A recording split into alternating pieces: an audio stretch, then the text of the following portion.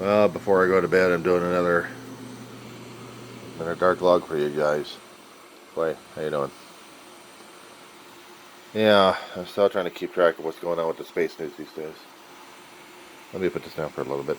You're going to hear some noise. My machine. So, Ma's still asleep.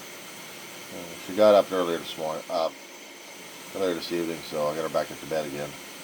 Do their business. Space Launch System. What they've been doing for a long while, over the past decade or two, of trying to get a new spaceship to launch other things in space, including the Artemis 2, with a capsule called Intrepid going over to the moon and coming right back. This is like watching Bezos doing another pop fly with his Blue Horizon. Or Blue Origin. And what the hell happened to Branson, I wonder? Branson was supposed to be doing this feather thing going on.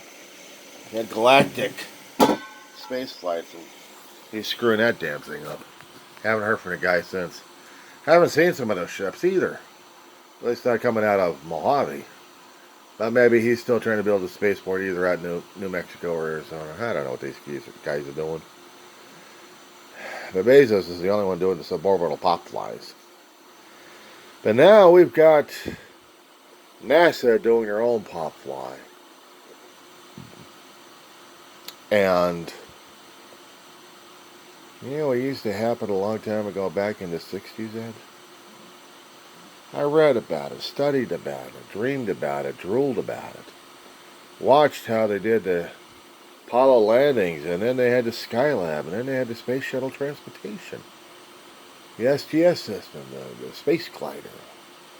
It kind of looks similar to the ones we're launching up right now with the Space Launch System, you know. But this time we're doing the Apollo with the Space Shuttle combined, without the glider wing. So they're going to launch this damn pop fly. They're going to send it around the moon. No orbit, just right around the moon and come right back. You know, Apollo 8 stayed for a while. Yeah, it stayed for several orbits and then came back and used engines for that one. But no, these guys are the tourists. They're scientists, pilots, astronauts. One guy is, and I mean, 3 out of 4 went up in space, but the fourth one is a rookie. He's trained, but he's got to get his feet wet one way or another.